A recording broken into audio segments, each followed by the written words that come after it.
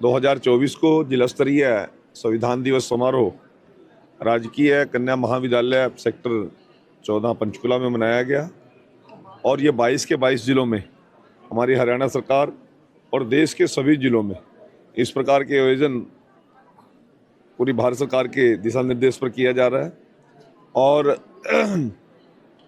75 वर्ष हमारे संविधान को इम्प्लीमेंट हुए हो गए हैं, उसके उपलक्ष्य में आज ये आयोजन किया जा रहा है।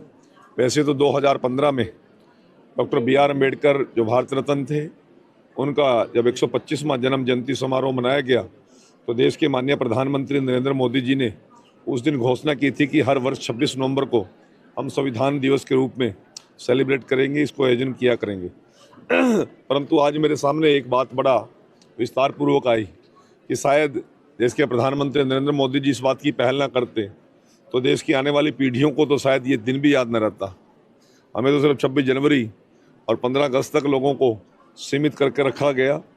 ये आज एक एक चीज़ का, संविधान का सम्मान किस प्रकार से हो, संविधान की जो समानता का हम सबको अधिकार दिया है उसकी पालना कैसे हो और किस प्रकार से लोगों को न्याय भी मिले और लोगों को जानकारी भी मिले, ये संविधान दिवस के अवसर पर हम सबको ध्यान रखने की आवश्यकता है। आज मैं सत नमन करता हूँ उन सैकड़ों देशभक्तों को जिन्होंने 2 साल 11 महीने 18 दिन लगातार पूरे दुनिया भर के संविधानों को स्टडी करके उसको भारत के संविधान में सम्मिलित करने का जो काम किया। यदि वो इतनी मेहनत ना करते, इस प्रकार का बड़ा विजन लेकर ना चलते, शायद बहुत सी चीज़ों से आज भारत के नागरिक वंचित और लाभान्वित होने से रह सकते थे। मैं सत नमन पुनः उस संविधान सभा के सभी सदस्यों को करता हूं और आभार प्रकट करता हूं देश के लोकप्रिय प्रधानमंत्री नरेंद्र मोदी जी का, जिन्होंने इस दिन को संविधान दिवस के रूप में मनाने का हम सबको अवसर दिया।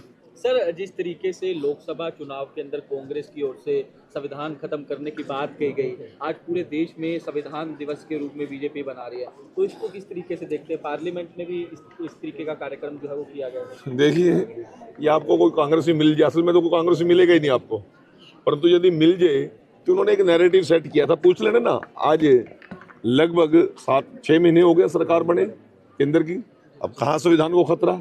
इस प्रकार का पूरे देश के अंदर नैरेटिव सेट करने का काम किया और नैरेटिव सेट करके लोगों के अंदर एक भय का माहौल पैदा करके वो देश की सत्ता हासिल करना चाहते थे।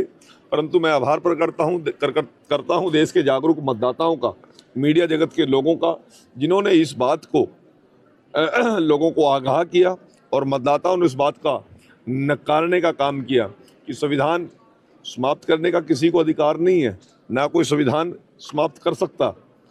और नरेंद्र मोदी जी ने तो सबसे पहले संसद भवन में, पार्लियामेंट में एंट्री करने से पहले किस प्रकार से नतमस्तक होकर उनके सीढ़ियों को चूमकर अपने मस्तक से लगाने का काम किया था। ये कांग्रेस का नैरेटिव पूरी तरह फेल हुआ। आरक्षण खत्म किया जाएगा, ये भी उनका नैरेटिव फेल हुआ। और मैं ज़्यादा विस्तारपूर्वक आज के पावन पवित्र दिन इस बात पर राजनीतिक चर्चा नहीं करना चाहता, परंतु उनकी हर बात को वो बोलते भी हैं और मैदान छोड़कर भाग भी जाते हैं। ठीक है sir, thank you. Sir, Congress भी आज दिल्ली में तालकटोरा स्टेडियम में संविधान रक्षक के तौर पर जो कार्यक्रम आयोजित कर रही है और पूरे देश में जन जागरण अभियान एक बार फिर से कांग्रेस शुरू करने जा रही है। सर, देखिए, मैं बहुत बड़ी राजनीति की इस समय मैं बात नहीं करना चाहता, परंतु देश के संविधान को यदि सबसे बड़ा खतरा रहा है, देश की एकता और अखंडता को यदि सबसे बड़ा खतरा रहा है तो वो कांग्रेस से रहा है। कांग्रेस की जो विदेशी ताकतों के साथ गठजोड़ था उससे रहा है। देश के टुकड़े करने में सबसे बड़ा योगदान कांग्रेस का रहा है, चाहे धारा 370 रही हो, चाहे इमरजेंसी लगाने की बात हो, देश के अंदर जातीय दंगे फैलाने की बात हो। आज वो किस मुंह से संविधान रक्षक दिवस मना रहे हैं, शायद मुझे तो समझ नहीं आ रहा। कोई कांग्रेसी मिल जाए तो उससे पूछ लेना।